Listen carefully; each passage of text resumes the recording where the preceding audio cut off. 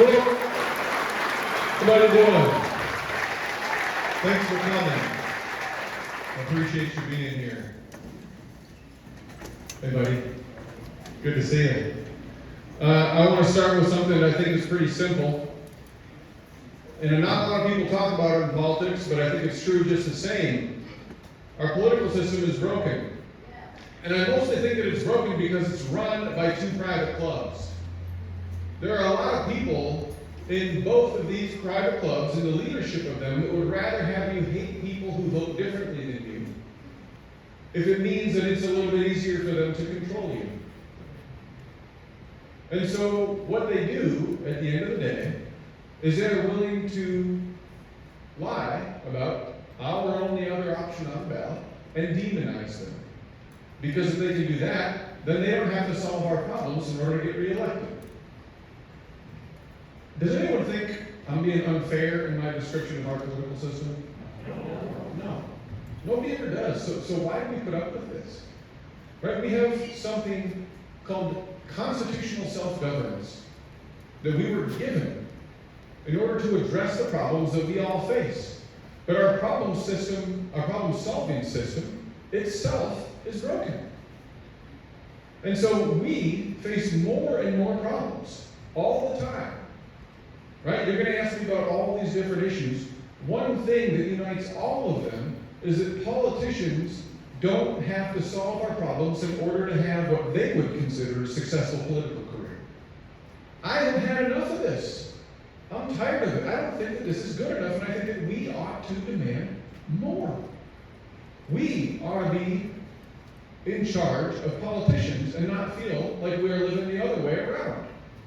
I don't think that that's complicated. I think it's common sense.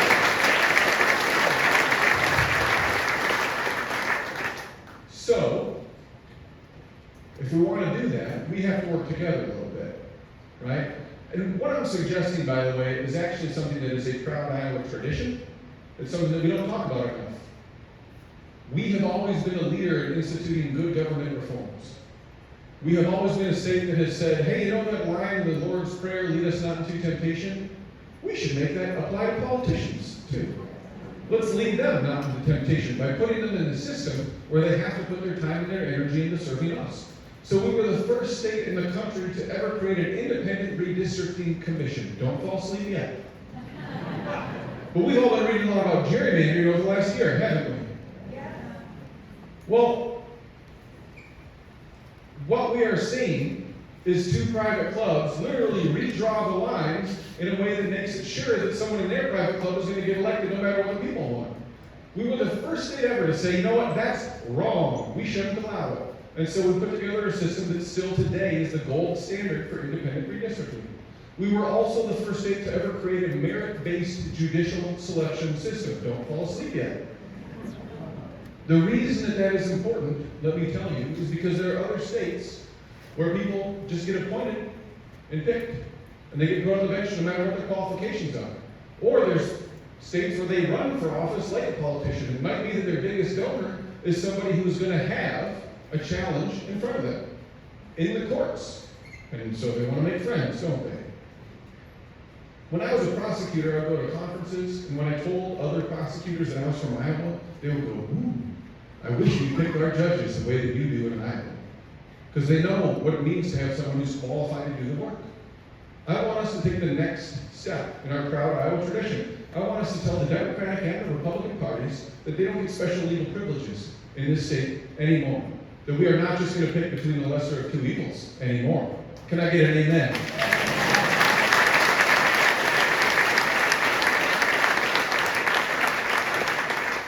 So if we want to work together, we're going to have to do it here a little bit tonight. We're going to change our habits, don't we?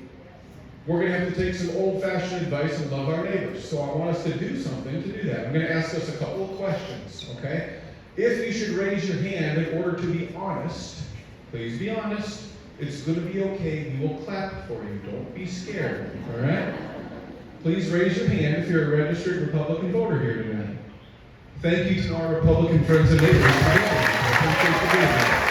Thank you. please raise your hand if you're a registered independent voter here tonight. Thank you all for being here. Appreciate you being here.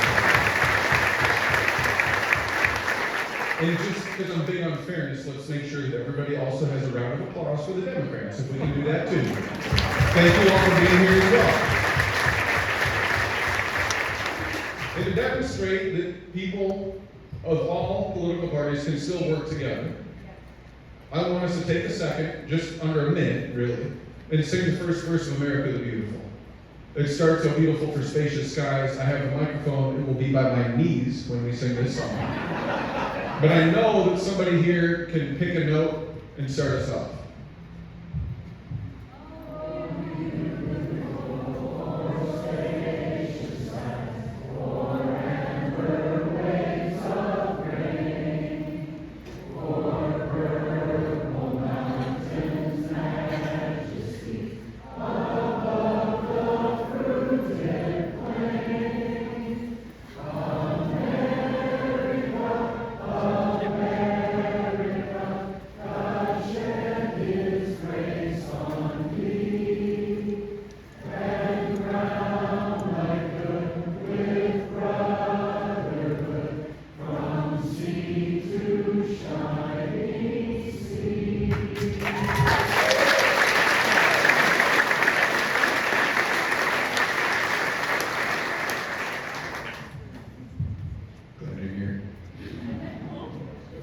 I should introduce myself. My name is Rob Sand. I'm running to be the next governor of the state of Iowa.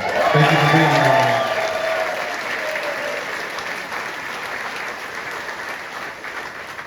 I was born and raised in Decorah, northeast Iowa. Dad's family has been there since we got off the boat from Norway. He grew up there. My mom grew up in Cedar Rapids. They met at Luther, and life happened after that. So that's where my sister and I grew up. 4 important parts of my upbringing: going to church, hunting, fishing, and my first job, which was catching chickens. 3 of those 4 things I still enjoy today. My wife is Christine. She grew up in Denison and then Ames. We've got 2 boys, been married for 14 years. Our boys are 9 and 12. No diapers, no naps, no cell phones, no teenagers. Life is good. We are enjoying ourselves right now. When I was growing up, I first registered to vote as an independent when I reached 18. You may have realized by how I started this conversation that I don't really like political parties. I think that we should believe what we believe because we believe it. Me, because I believe it. You should think what you think because you think it. It shouldn't be because a bunch of other people think it. It should be because we know what our values are. And we've challenged ourselves and we've exposed ourselves to different ideas. And we've come away thinking what we think. Period. Now, I think that that's important. I'm also pragmatic. When I realized that I had to register with a party in order to vote in a primary, I said, okay, but can I rephrase that in a way that illustrates just how un-American that is? In America, in order to exercise your constitutional right to vote in an election that your tax dollars pay for, you have to join a private club first. Make that make sense. It doesn't make sense. It's not fair. We are literally telling a third of our state, sorry, you're less equal than the rest of us. And we don't want to have your opinion invoked here. We don't want your voice to be heard. We should change that. That's one of the reforms that I'm talking about when I'm saying ending the special legal privileges of the Democratic and Republican parties. It should be that all eligible voters get to vote in a primary, the people's primary. Pretty simple. Now, when I registered as a Democrat, I did so for the following reasons. I'm not telling you that if you agree with these reasons, you have to register with the same party. I'm just helping you to understand where I'm coming from. Number 1, I think that Jesus is for the little guy. And I think the Democratic Party at its best is the party that's looking out for the little guy. I don't know that I agree that they've been doing that as well these days as they were when I registered as one, but here I am. I also am a big believer in clean water. I want to have it to drink and I want to have it to drink. And I think the Democratic Party traditionally has been the party that has done a better job of looking out for God's creation. I also like the idea of public land. Do you want to model your shirt for us tonight, sir? Go ahead and stand up. Public land owner, you all can have that shirt.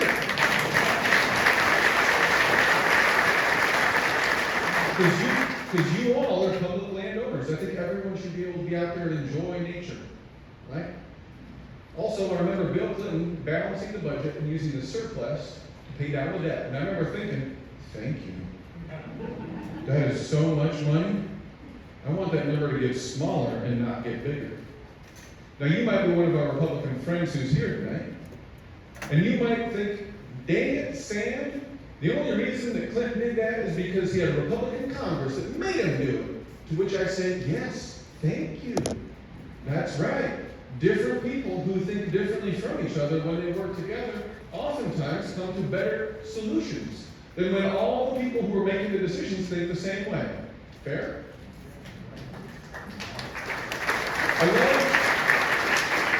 I love applause for something that is so blindingly obvious and yet rarely admitted, right? Thank you.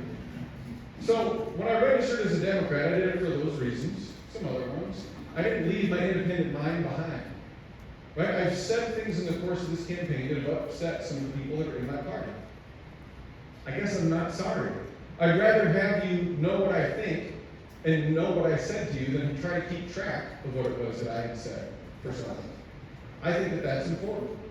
And let me remind you too, if you agree with me on 7 out of 12 issues, vote for me. If you agree with me on 12 out of 12 issues, back away and see a psychiatrist. Disagreement is natural. Disagreement is helpful. When we are willing to have honest disagreements and say, I disagree with you on that, that's the opportunity where we all can learn and sharpen our own thinking and get a little bit closer to truth. Now, when I finished my education, I went to work at the Attorney General's office, 7 years there as the Chief Public Corruption Prosecutor in the Attorney General's office. Prosecuted most of public corruption, obviously, a lot of financial crime, violent crime, and I sent quite a few sexually violent predators up to Cherokee, some of the worst predators in that state. If you remember the Iowa Film Office tax credit scandal, I prosecuted those cases, uncovered and prosecuted the largest lottery winning scheme in American history.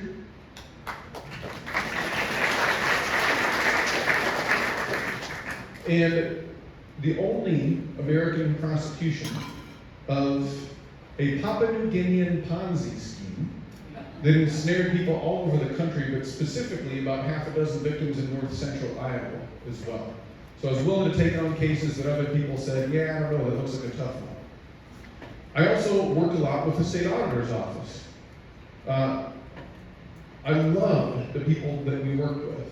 I found people to be passionate about what they did. I found them to be very intelligent. And I also, unfortunately, found them all to be CPAs and accountants. Now, God bless CPAs and accountants. They are wonderful people.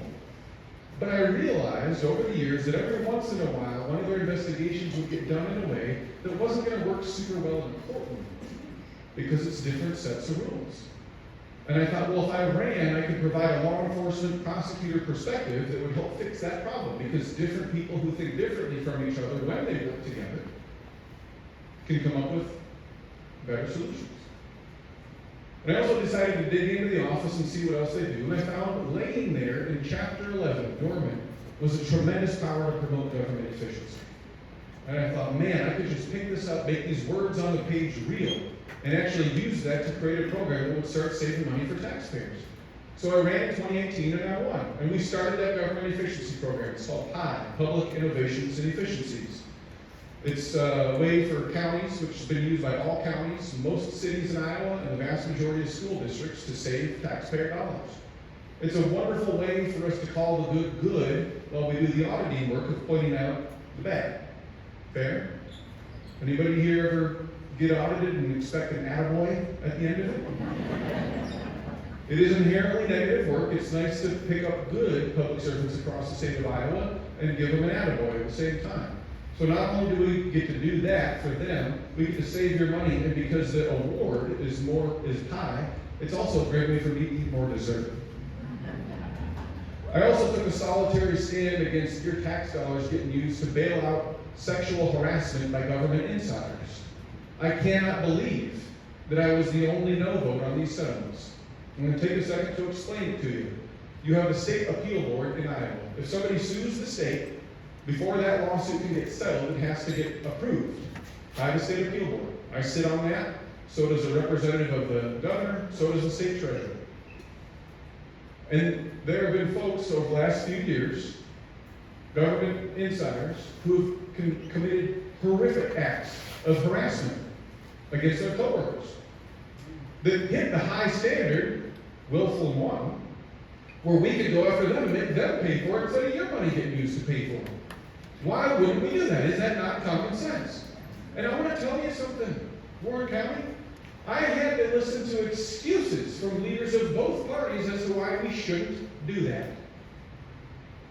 Millions of dollars about to be paid out to the targets of sexual harassment who should be made whole. And I'd say, well, are we going to use this law to go after them and make them accountable for it? Because personal accountability is important to me. I think it's probably important to protect taxpayers too. And I know if I was someone working in state government and I didn't want to get harassed, it would probably improve the odds if everybody knew that if you did that in state government, you paid for it. So we should use that law, shouldn't we? We should.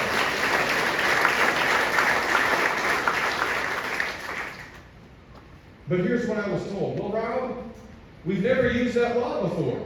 Well, guys, maybe we should start. Maybe that's how we stop this from happening again, is making it clear that if you do this, you're going to pay for it. You might lose your pension if you do this. Well, Rob, we don't want to discourage people from joining public service. Some people we do want to discourage from joining public service, actually. I think we do. I think there's some people, if they think that that's a good idea for something to do with a position of trust and power in society, then we want them as far away as possible from any position of trust and power. These were very awkward conversations with people in the other party and in my own party. I made them mad at me for doing this. And I know there's this question that we all ask ourselves when we vote is, I'm going to send you to Des Moines or DC, and when you get there, you've been talking nice, I like your words, but are you going to actually stick with that common sense, even when it means that you are going to have the awkward conversation as the elected official, and you, as the elected official, are going to make some enemies? Or are you just going to say, oh, I understand why you do it this way, I see. Thanks for explaining it to me, you're doing a great job. I'll just do what you told me to. Folks, I've been making powerful people in both parties angry with me as your state auditor on your behalf for a long time. I would love to continue to do that. I really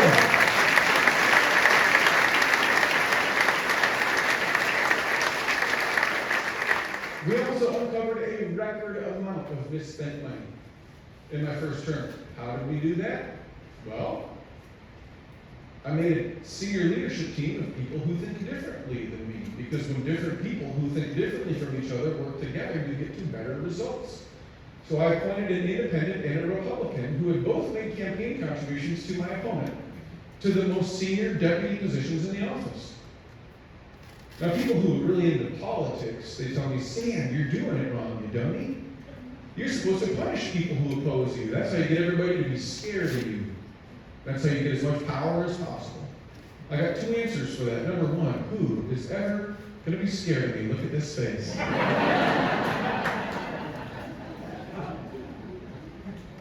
Number two, more seriously,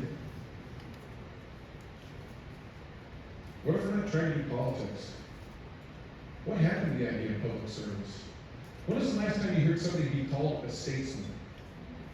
I'm not standing here telling you that I am one. I am standing here telling you that when I'm sitting on the front porch rocking and looking back, maybe there might be somebody who says it to me. I'm hoping that I could justify that claim someday when I'm done. We're supposed to be working together.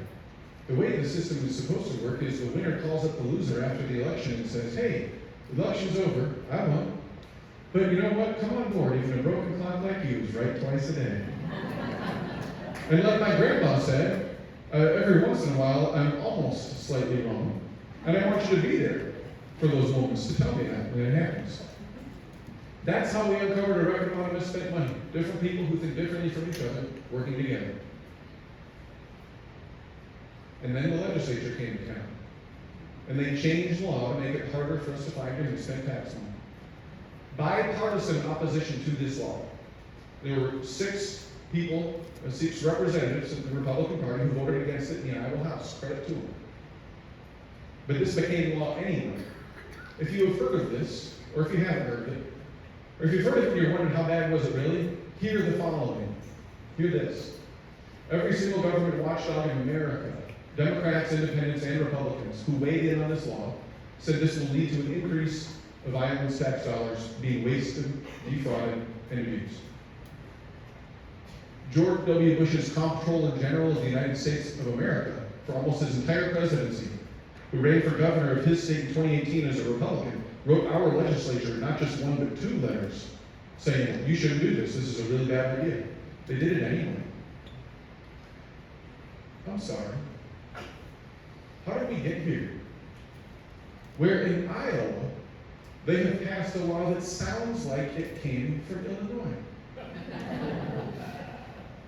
Right, we're talking about something that's fundamentally corrupting to the core of the power of the government to have checks and balances within itself. And by the way, how are things going? We've been over the last 3 years, averaged 48th for personal income growth in Iowa. We are number 1, we're now number 2, number 1 last year for cancer growth. Our education system used to be the crown jewel. When I was growing up in Decorah, we were always in the top 3, usually number 1.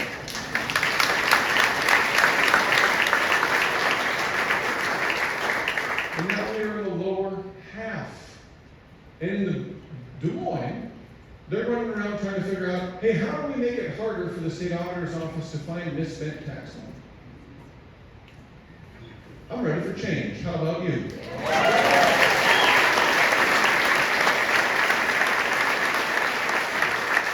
I'm not here to tell you that the answer is to give the other private club 10 years of one-party control. If you think that's the case, you should visit California or New York. There you will find problems. Some of them are different because the parties are different, but some of them are the same. Because no matter what state you live in, human nature is the same. Too few people with too much power for too long is bad. Power corrupts, and absolute power. That's right. What I want to get back to is pretty simple. Iowa. It's not complicated. My entire life, we have been a state where we have focused on common sense and the humility to recognize that no one person or party has all the answers. But if we actually listen to each other, we can get to a place where we are putting together solutions that make everything a little bit better for everybody. This is why we sent Chuck Grassley and Tom Harkin to the United States Senate together for decades. Not because we were confused about what party they were in, but because we knew that if either of them tried to do anything too far over here, too far over there, our delegation would cancel itself out. And then if they got tired of canceling each other's out, at a certain point they might wake up in the morning and look at themselves in the mirror and say, what did I come here to do? And what pitch am I going to make for myself when I hit the pearly gates? I'm going to be standing there, I'm at the front of the line, and they'll pull out their notebook and they'll say, my goodness, you were a U.S. Senator for a very long time. And then they'll say, what did you do with the power that was entrusted to you? What did you do to serve the people? Struggling through their lives, facing real problems, who needed something to work better. And if they ask themselves that question, then they're going to realize, I want to have a pitch for myself. I guess I'm going to have to work on the problems that the vast majority of people agree are problems. And I'm going to have to address them with the solutions that the vast majority of people agree are solutions. We had the same thing going on in Des Moines. I think 30 of my first 34 years alive, we had divided government in Des Moines. And I heard a Democratic and a Republican legislative leader say we do our best work when we are forced to work together. Forced by the people of the state of Iowa. Divided government is an Iowa tradition. Humility is an Iowa tradition. The common sense idea that a broken clock is right twice a day is an Iowa tradition. That's what I want us to get back to. Not a state that's redder or bluer, just better and truer. Thank you for being here. I'm ready to take your questions. And I want to to start by doing something we typically do closer to the end, but I want to start it now. You just heard me talk about bipartisanship. Talk is cheap, right? So I can talk all I want, or I can do something meaningful. I can hand the microphone to someone who is a loving troll on the internet to me. Gary, good to see you. Thanks for being here. Appreciate you being here. Actually, I ran into Rob at the Capitol Rotunda. We had a nice discussion. Actually, my great-great-grandfather, his name is Dr. John Jackson Selman. He was one of the signers of the Iowa Constitution in 1846, and he was a record Democrat. So I have two questions for you. Well, I don't know if I'll answer two. I'll blend them into one. But Sarah Troy Garrett recently said this. She says, the problem with leadership in Iowa is we have too many men, too many whites, too many Christians. If she was here tonight, what would you say to her? One. Two, you and I had this discussion in Capitol Rotunda. You profess to be a Christian, as I do. God is Jesus Christ is my personal Savior. God's Word is my authority. And therefore, I believe that God's Word says you must protect life from inception. And I understand what your answer to me was, is that women have rights. But my authority comes from God and God's Word, and He says He knows them from the womb. So those two things. Thank you, Rob. Gary, good to see you. Thank you for being here. I appreciate you being here. I like your tractor, Gary. I think it's cool. Gary Leffler, everybody, give him a round of applause.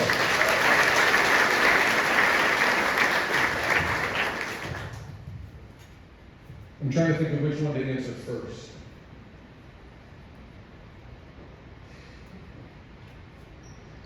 I don't know what the percentages are on how many people of different races there are in Iowa. We're obviously a majority white state. I'm not a believer in the idea that everything's got to be just so in terms of representation. But, so it's hard for me to say, to comment on someone else's statement. Not typically something that I'm asked to do. I will entertain your question though. When I think about representation, I think about a lot of things, and I think that people can represent people who are different from them. But one of the things it requires in order to do that is listening. I think we've all probably felt represented by people who were different than us. They were the people who said the things that we thought, no matter what they looked like. They were the people who had experiences like the experiences that we had, no matter what they sounded like. And I think those are the people that can represent us. And I think what they look like or sound like matters less than whether or not we see ourselves in them. I mean, that might sound like a disagreement with her, but I'm not sure that it is. Because I'm also a believer that there are a lot of people in politics these days who aren't doing much listening. And when people feel a lack of representation from their government, that's a problem. I don't think that that's a good thing. That listening can happen from anyone who, of any age, of any sex, of any color.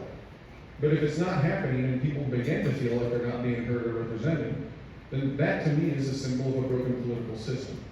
No matter what that representation comes from or looks like.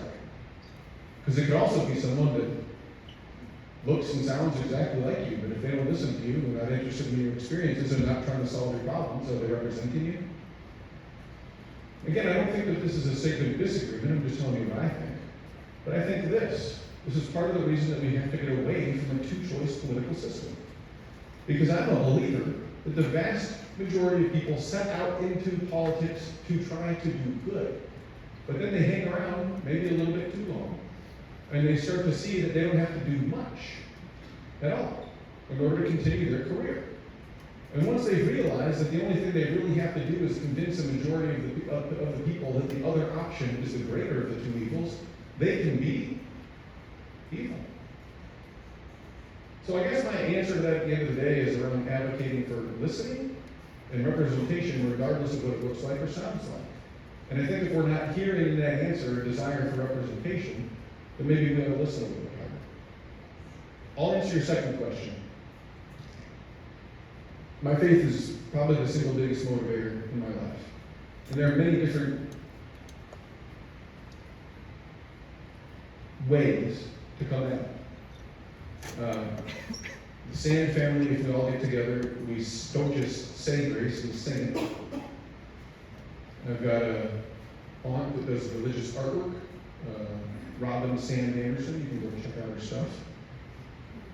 I've got an uncle who was a pastor before he retired. And our second son actually has his name, in part because of my faith, but also in part because finally, in my marriage, I did something smart. When my wife said, "How about the name Axel?" I thought, that's a terrible name, and I kept my mouth shut. And instead, there's this great quote from Walt Whitman.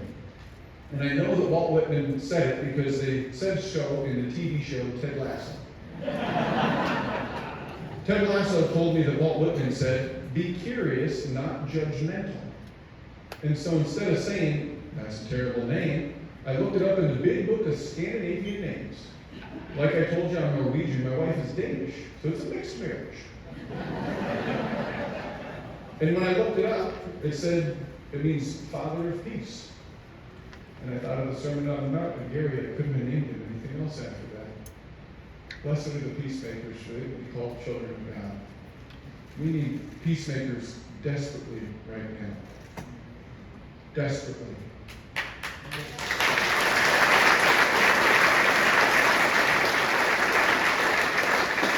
I say this to illustrate to you in the ways most personal to me that I share your faith, and that I will call you my brother in Christ, even if we disagree on this issue. Right? There's a lot of folks who believe what Gary does. There's also many verses in the Bible that say that life begins at breath, ties life to breath. I grew up wondering why it was that I was looking at Fred Phelps in the Westboro Baptist Church. Anybody remember them?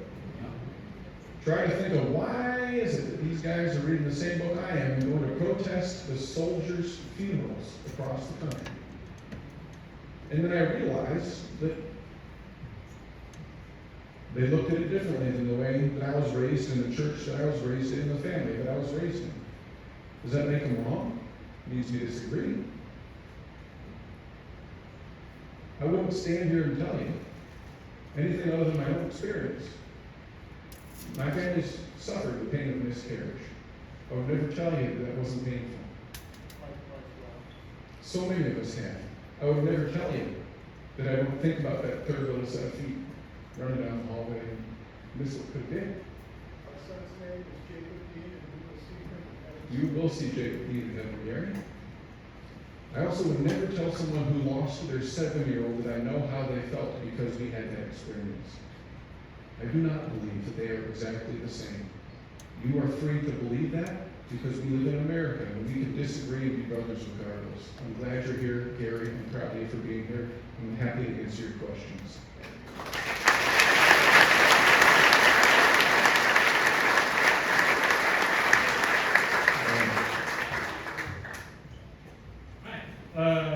So, Joe, meet you, go over in Indianola. I have a question for you.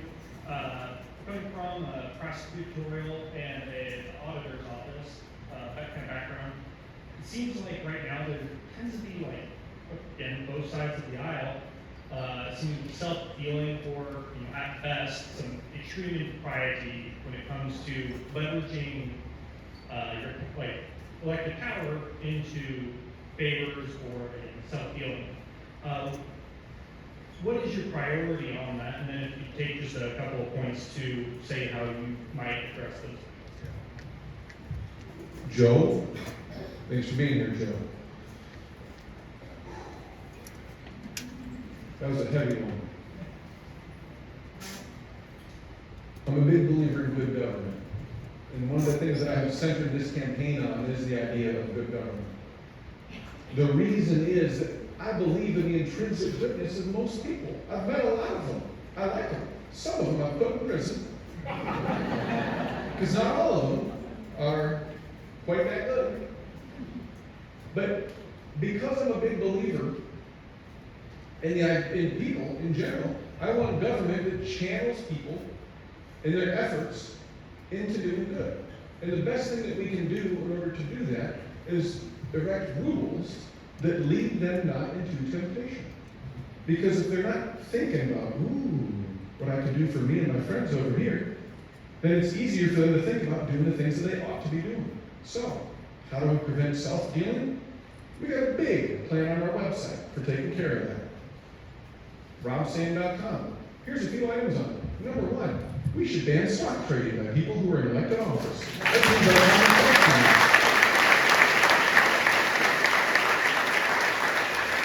our Number two, we should make mandatory prison sentences for people who steal a bunch of money from taxpayers. That's what conversations are. Number three, call me crazy. How about we actually do term limits instead of just talking about term limits?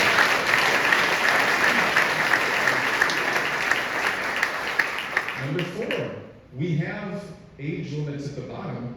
We should have age limits at the top.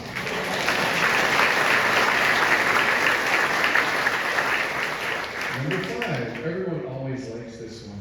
You should have to pass a civics test to put your name on the ballot.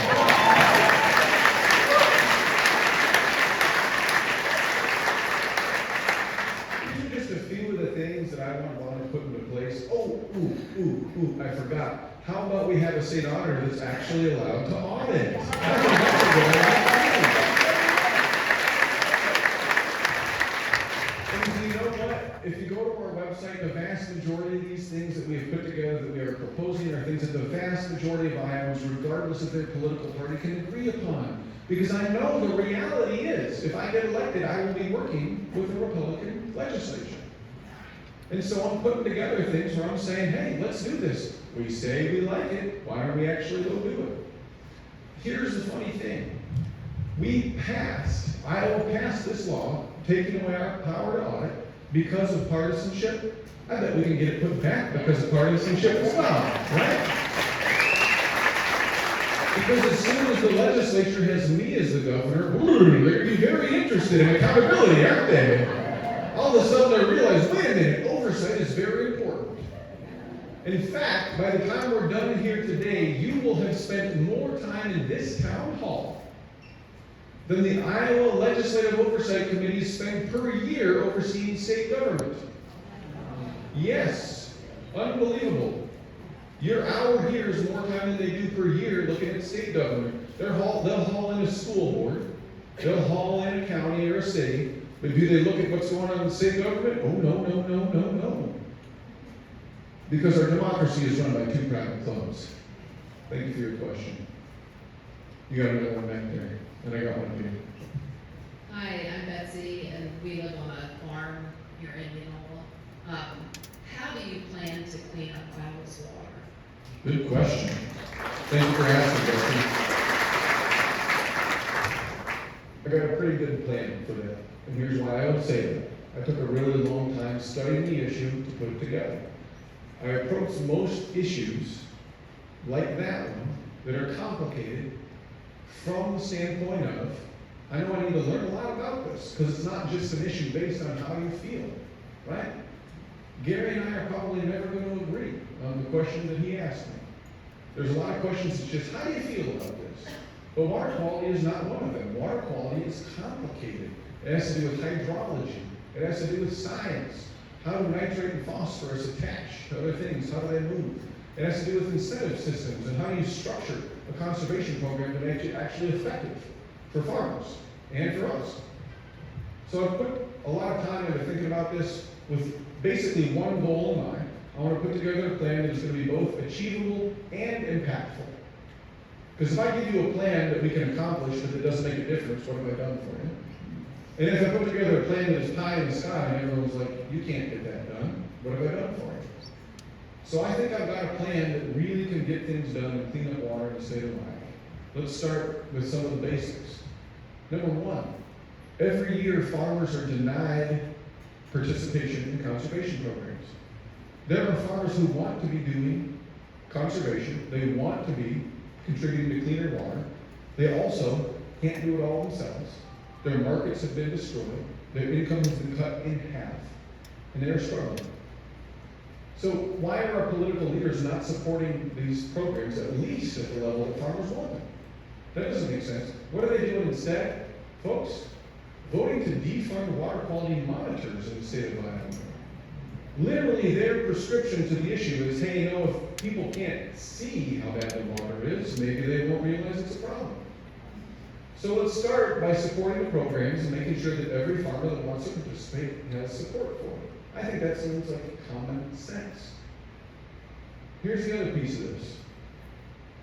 Cover crops are good, we should support them. So are bioreactors, so are saturated buffers, so are grass waterways. You know what works better than anything? The water cleaners that God made. Wetlands and grazing land. And I want to have the single biggest restoration of wetland land that Iowa has ever seen. That would make a tremendous difference for Iowa.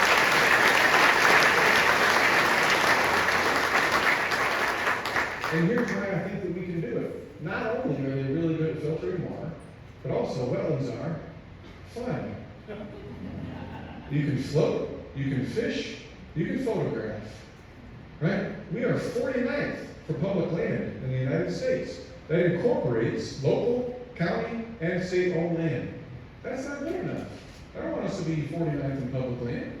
So let's have a reverse auction. Let's ask landowners, what's the lowest price you'll give us for your wet spot? It doesn't produce much anyway. Let's look around, hold up those offers, and cross-reference them on a GIS map of some of the most impactful places to add a wetland, and then let's target those places that are the best ones to acquire from willing sellers. If we would do that, put real resources behind it, then we would be in a much better place with water quality in the state of Iowa. Here's the other thing we gotta do, and we should have done it 16 years ago. We should fund Iowa, because 63% of Iowans want to do it. Think of where our water quality would be today if the legislature had had the democratic integrity to do what voters told them they wanted to see happen.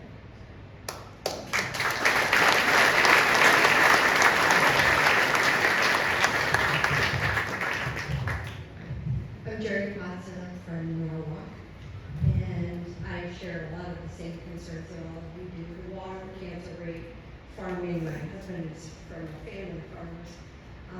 Probably my biggest concern right now is healthcare in our state. I spent 46 years in the healthcare field, helping to train family physicians to go out into smaller communities in Iowa. Recently, our hands have been tied as far as training those physicians because they can no longer be trained in complete women's health. And I am a Christian too. Gary, I don't mean this to offend you by any means, but there's another way to look at this. The mother's life is important too.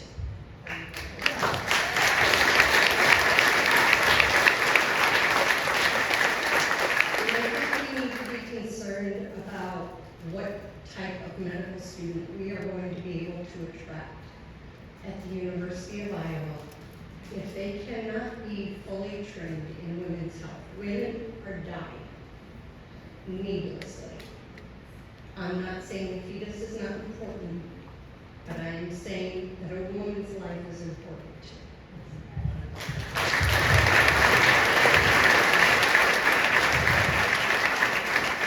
Thank you.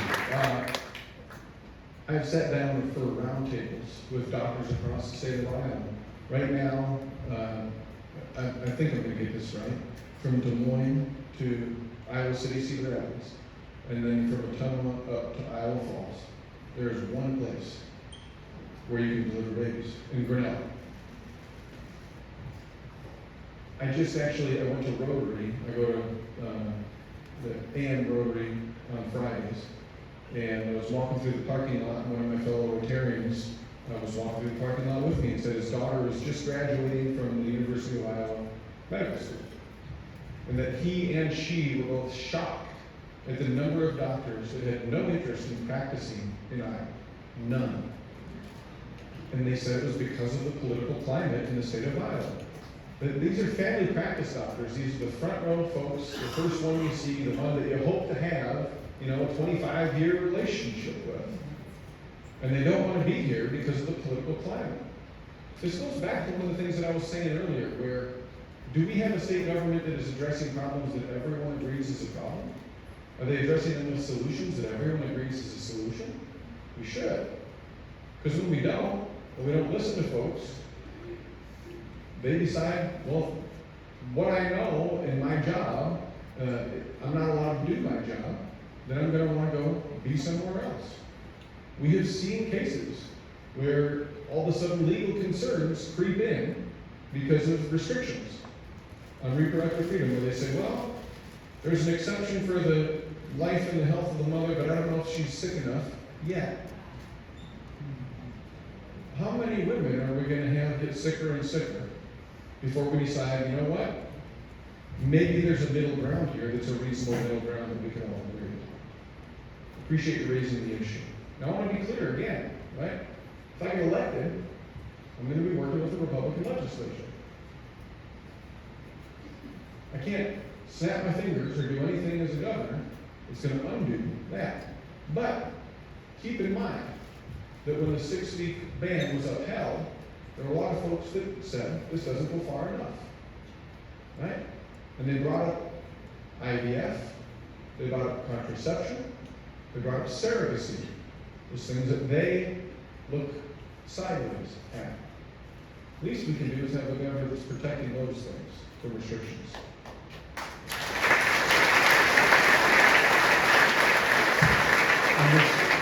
This will be our last question round. What time did we start this thing, Eli?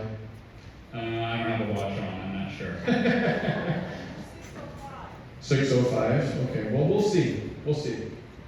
They always tell me last question. I usually do at least one more after that because I don't like being told what to do, which is a good trait for a governor.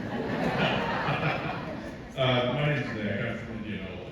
And first off, I just want to say my family and I moved here from Kansas 3 years ago. Oh, And I will say, first of all, that any Kansas worth their salt is embarrassed by Fred Phelps. And unlike your opponent, when I decided that I wanted to live in Iowa, I actually moved here.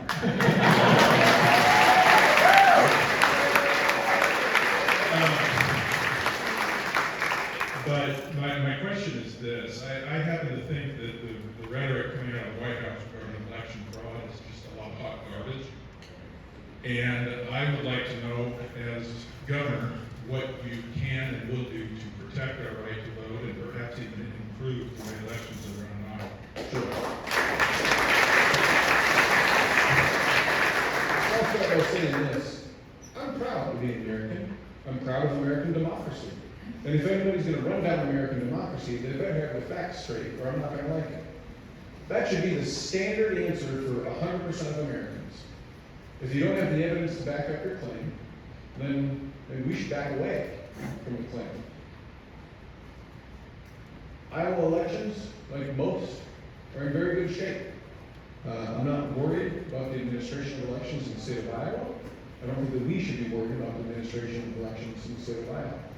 I think that we have a well-run system and a well-run state in that regard. So I'm not going to stand there and be quiet if people make claims up, because I'm proud, not just of this country, but I'm proud of this state. Always remember, please, if you will, the great Mark Twain quote: "Patriotism is loving your country all the time and your government when it deserves it."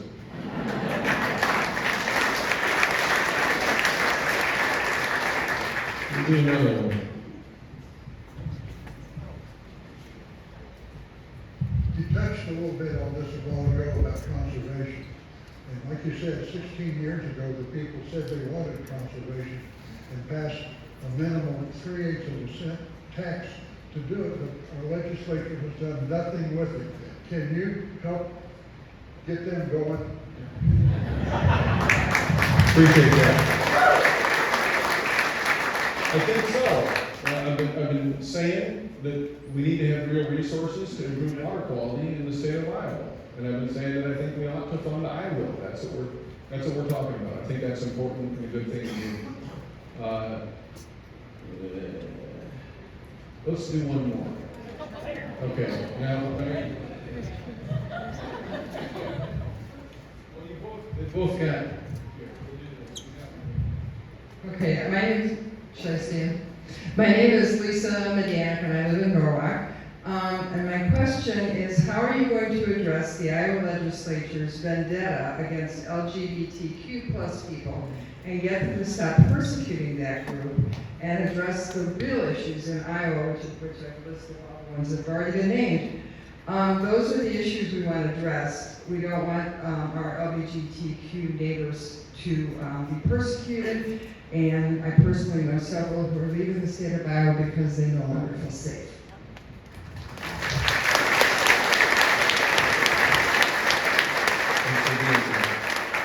I think this is pretty simple. If we're legislating, then the legislature and the governor should be spending their time on the issues that impact 100% of Iowans. 100% of the time on the issues that impact 100% of Iowans.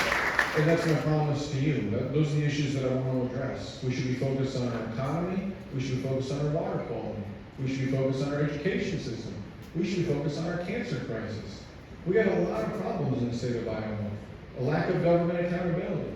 You know, while you, as Iowans collectively, have been average 48th for personal income growth over the last 3 years, you know who got their personal income doubled by your governor? Odyssey, the company that runs the school vouchers program, doubled their take on the contract. They signed a contract, then just a couple of months later, the state agreed to amend the contract. The only thing that they changed was adding more pay for the company. Now, this is a great opportunity for the government of the state of Iowa to call a press conference and say, you know what? These folks agreed to services at this rate. And they came to us and they said that they want more money. Because we represent you, we told them, scram. You're going to do what you agreed to do. You signed a contract and we're going to hold you to it. But they didn't do that because they don't represent us. Instead, they said, sure, here you go. And then they stonewalled us in the state auditor's office for 6 months before they were willing to finally give us a contract. Anybody here ever been on the job 2 or 3 months and then going, hey boss, so far things seem to be going pretty good. I'm just going to keep what I'm doing and you pay me double.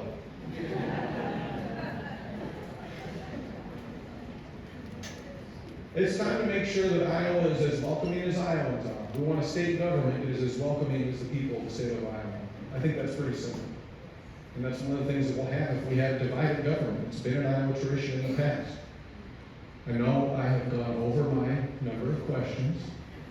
I'm kind of sorry, kind of not. I will say this.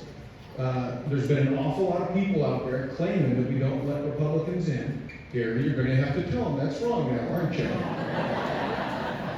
I want you to stick up for me just a little bit, okay? You call them and you tell them. I want to go back to something that we started with. Let me tell you something. I kind of like Gary Leffler. I like him because he knows what he believes and he sticks up for it. And he and I can bicker a little bit, but we both have a smile on our face.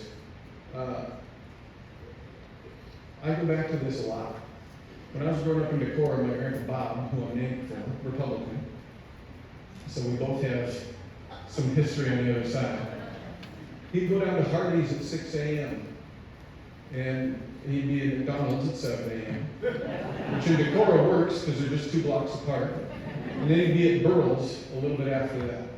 And he'd be sitting there with his buddies, drinking coffee and doing what? Tell me. Solving the world's problems. Did somebody say that? Because that's what we do, right?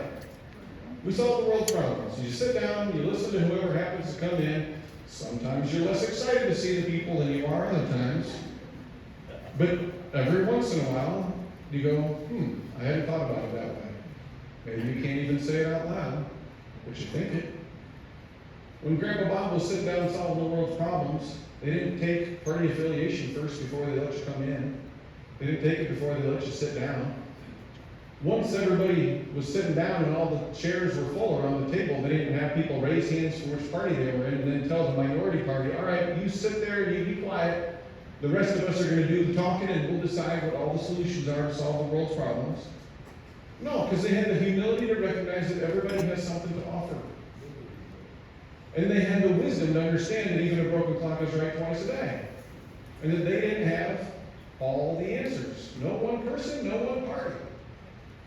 And Grandpa Bob, you could ask him later in the day, and he'd go on for a little bit. I don't know how it is that we can solve the world's problems sitting down for coffee, but in Des Moines, D.C., they can't seem to figure anything out. It's because their problem-solving system has been taken over by 2 private clubs. And they're more interested in beating up on each other. Right? I had enough of it. And I would want you to know how deeply I mean that. Because I'm willing to look at a guy like Gary and hand him the microphone. I know he's going to ask me a tough and a tricky question. I don't care. Do it to me if you got to. I got some more.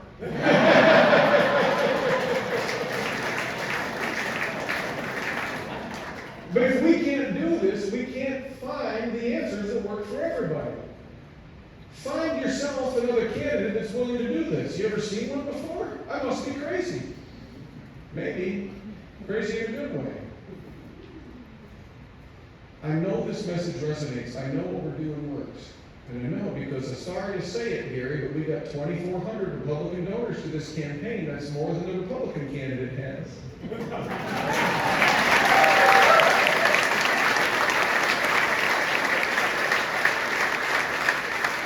We had 100 Republicans that we announced recently. Appreciate that. Thank you very much. Republicans who were endorsing me for governor. Did you make that t-shirt yourself? My man.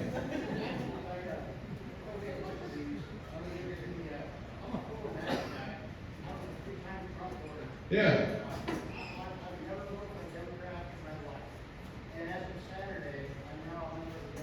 Holy cow.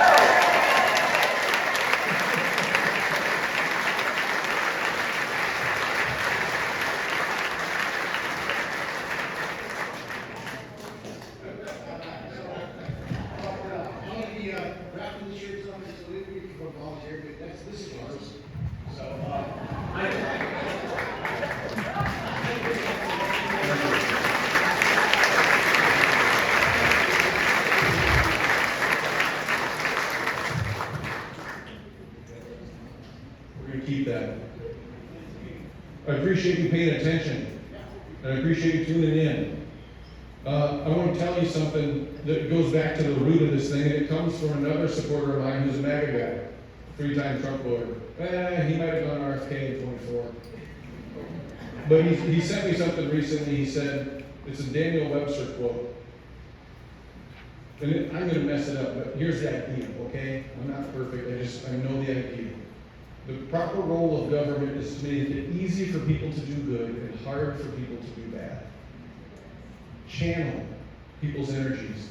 Channel their effort towards doing good. Channel it towards solving everybody's problems. The only way we do that is if we're willing to answer hard questions. If we're willing to be in a room with people that we don't disagree with. That's why I want to require town halls.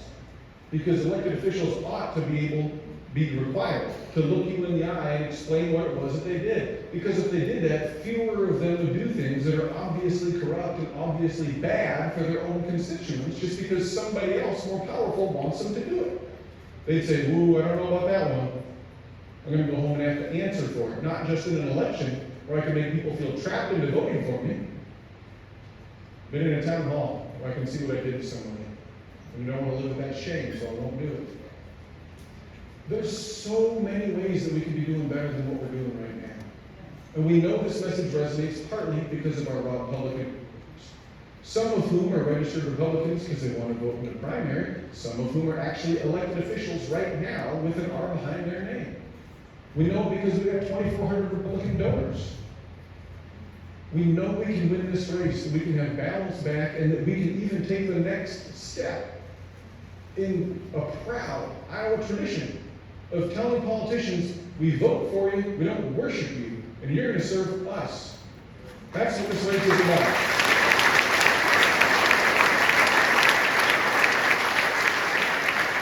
So if we want to do that, we got work to do, all right? 4 things I'm going to tell you about. I'm going to try and make this quick as we wrap it up. Number 1, please vote for me in November. I have a much better chance of winning if you vote for me. Number 2, I hope you will donate to the campaign. If you have donated before, thank you. You may now donate again. One of the things that we will do if you donate is use it to communicate and respond to attacks from my opponent. We've been here an hour. We haven't mentioned them yet, have we? I'm going to take 1 minute to talk about them. Let's start with this. My opponent is a human being. God bless him. Please don't forget that. No matter what you have to say about him, please don't forget that. Here's something else that's important. He's only a part-time Iowan, and Iowa has full-time problems.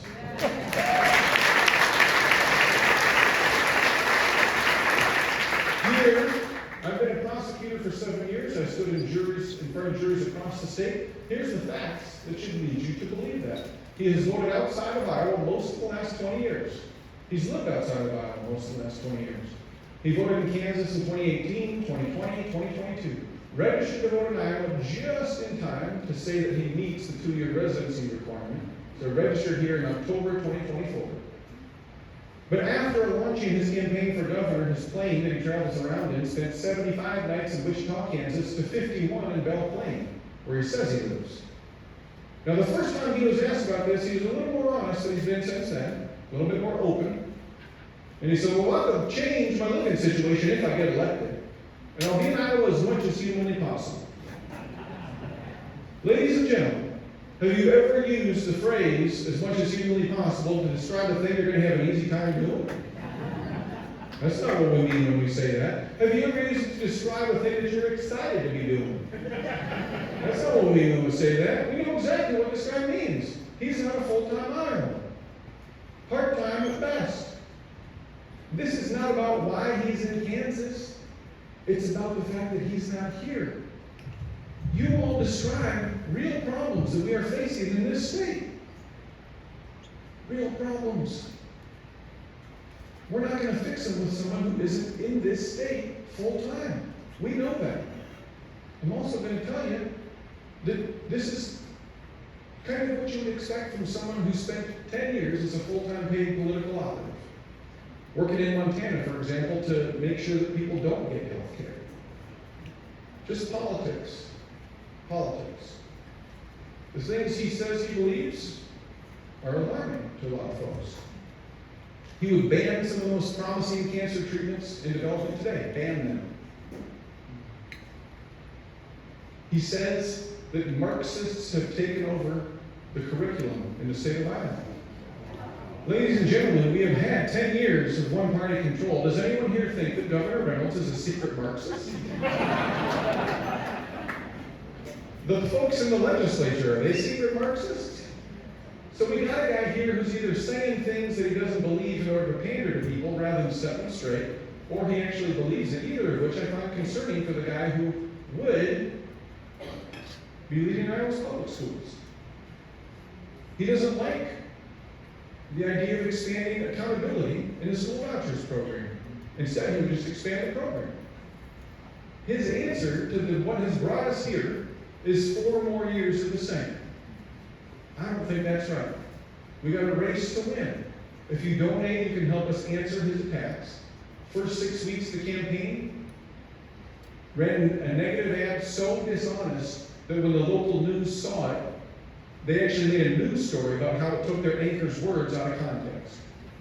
That's impressively dishonest in a way, right? So we got to answer stuff like that. If you'll pitch in with a donation, that helps. I want you to volunteer, too. You can sign up to volunteer tonight, and then you can volunteer. Knock doors. Have conversations with people. This weekend, we knocked doors in 99 counties in the state of Iowa, getting people out, having face-to-face conversations. It's crucial for us to do that. The single most effective thing that you can do to change a person's mind is to have a face-to-face conversation with them. Make up their mind about who to vote for, but also decide to vote if there's someone that doesn't typically vote. One of my highest hopes for you for this campaign is that you might walk into the local office ready to get some doors that you're going to go knock on, and in walks somebody else, and you swear they must be in the wrong place. Because you've seen what they've posted about politics on Facebook. And you've talked with them about politics before. And oh no, they're getting closer. You're going to have to talk to them. You can't avoid it anymore. So there you are. You say hi. Talk about the weather. It's too hot. I hate this weather. And then you say, did you know this is the Sand for Governor office? And they say, yeah. And you know why I'm here? No, why are you here? I used to really like you. I'm tired of being told that I shouldn't like you anymore because we vote different. You're my friend. I know people in Decorah who cross the street to avoid each other. This is my hometown. I'm so sick and tired of this. My highest hope in this race is that happens for you, that you find somebody, tell me your name again. Joe. Like Joe. And you thought you knew Joe. And then Joe goes and says things like that, and all of a sudden you think there's a whole new world of possibility in front of us. If you can knock doors, that helps. If you can send text messages, that helps. Whatever you can do, sign up to volunteer, we'll put you to work. Here's the other thing you can do, social media, all right? Social media is the scourge of our time. It is shortening our attention span, filling our head with lies, and making us hate people that we love. But while you're there, please like and share my posts.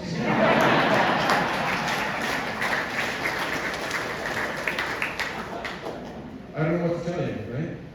We rolled out a social media safety program this year this week because the social media companies don't care about us. I can tell you this. The only thing that happens when you touch a post is the algorithm shows it to more people. So be the change that you wish to see in the world. When you see a post full of lies about me, you do not need to tell the liar they are lying, they know. But use that little bit of anger and go to my page and share 10 or 20 of my posts instead. Share so many of my posts that your friend texts you. Did your Facebook get hacked? It's all Rob Sand posts. I learned a little about the guy. His dog is so cute. But are you all right? Yeah, I'm okay. I'm glad you're learning about Rob. I like him. The more you'll share our stuff on social media, the better off we are. I want to close with this. Just think about this for a second, because every time I think about it, it drives me wild. And it's where I started this campaign with our announcement video last May. How did we get to the point where politicians yap about making a place red or blue? Have we thought much about that? How did we go so far into this partisan abyss that a person can tell us a color and expect our support based on that? Our boys are 9 and 12. When we send them to school in the morning, I don't tell them to be blue. I tell them to be good. Do your best. Respect your teacher. Be kind to your classmates.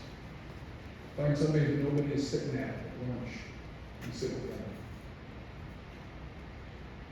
These aren't values that belong to just one private club. These are the things that the vast majority of Iowans believe in. And I want that Iowa back again. I want to raise my kids in my state where no one would think that you could judge a person by who they vote for. We need change in order to get there. We know we can do it. And we know that we can have that state again when we're not focused on being red or blue, but better and truer. Thank you for being here. I need your help to win this thing. I hope you'll help us out.